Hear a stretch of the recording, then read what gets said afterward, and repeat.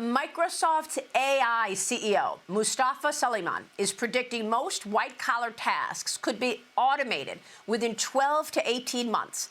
He says that the shift is already visible in software engineering, as AI has already transformed the work by driving the next generation of robotics across industry and across defense.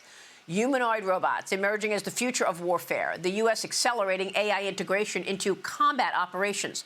San Francisco-based Foundation Future Industries is developing humanoid robots built specifically for military use. The company is also scaling commercial deployment across the country.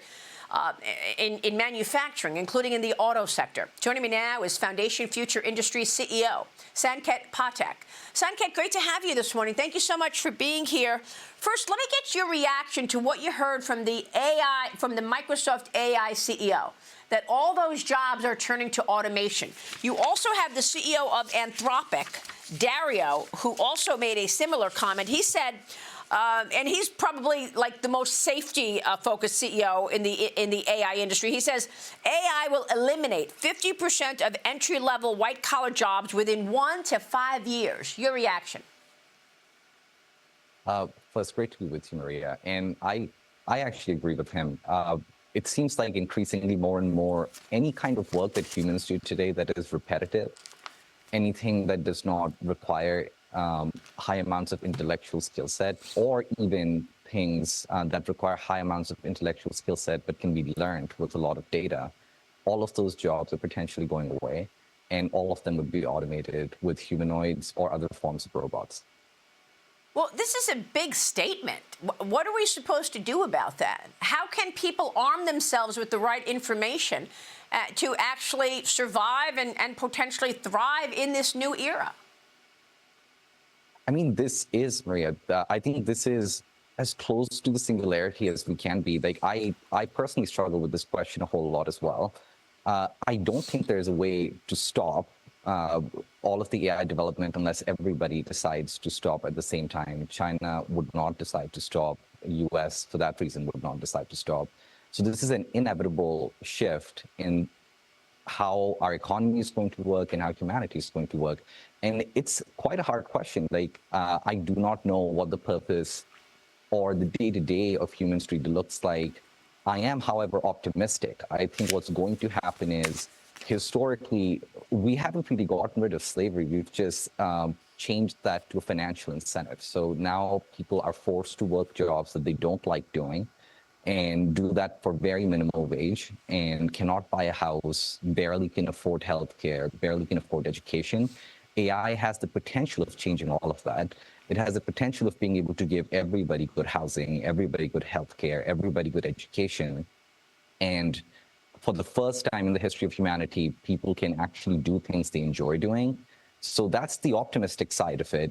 I do, however, worry what this means in the short term, because in the short term, it's going to be a very disruptive change. Elon's called this, I think, a supersonic tsunami, which is probably the right thing. This is going to be an extremely disruptive change.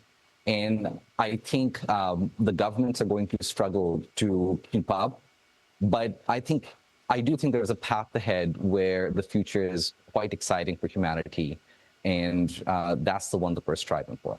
Okay, so let's talk about your business, because Foundation striking a U.S. brokered agreement with Ukraine to deploy humanoid robots for surveillance, logistics, and other high-risk operations. These 5'9" Phantom units capable of carrying more than 40 pounds, designed to operate in dangerous environments. That's the kind of robot I like to see, because you would rather put a machine into harm's way than an individual. Sankaet, tell us more about this collaboration and what's possible when you look at AI related to the military.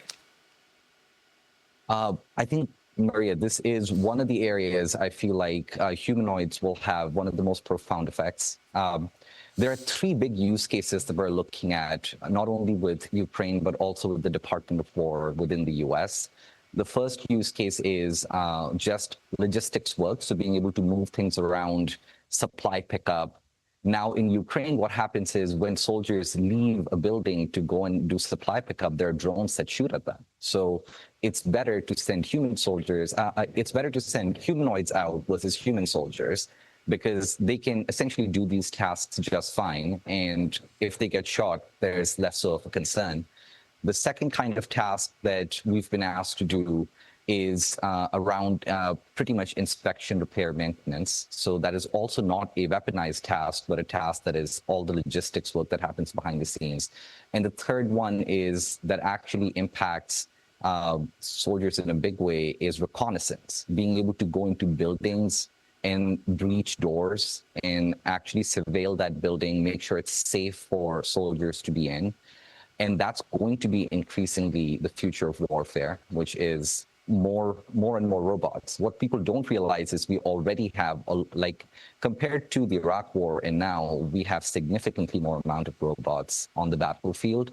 Most of them are airborne. Some of them are landborne, but majority of them are airborne. And humanoids give you the ability to be able to become a little bit more precise about tactical things.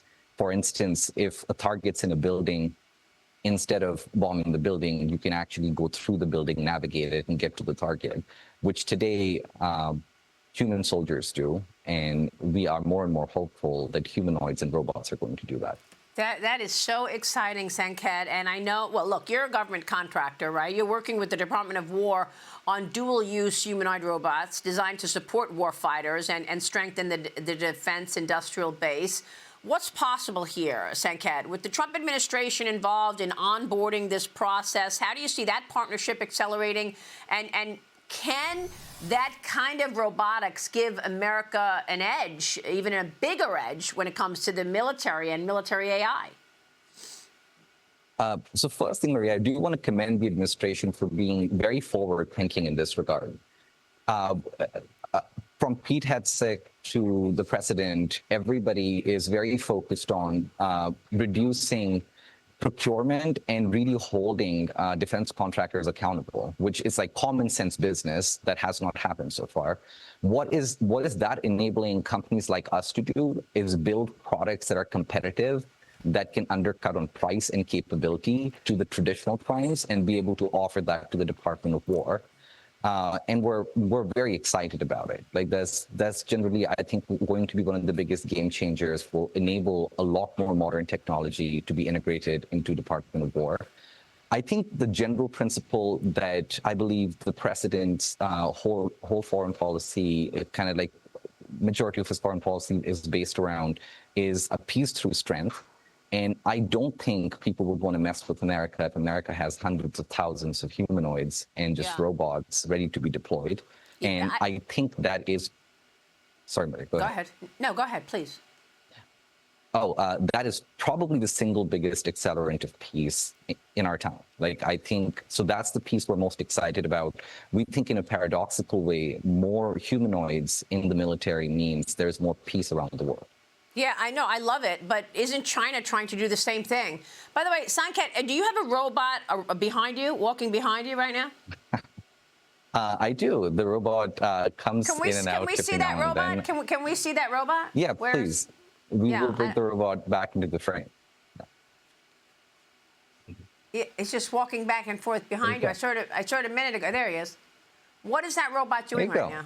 Oh, hello. So this is Phantom, our robot. This is the autonomous machine that works in factories and warehouses. We've helped build over 20,000 cars last year, and also works with Department of War. What we're doing behind this right now is we're just testing its new AI policy, which enables the robot to autonomously walk and move itself, including its upper body. So that's what you're seeing behind us. And you're saying that humanoid robot behind you helped build thousands of cars?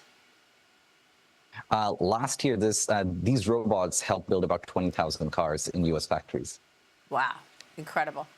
Sankaet, this is very exciting. A little scary, but certainly exciting, and I understand the growth story here.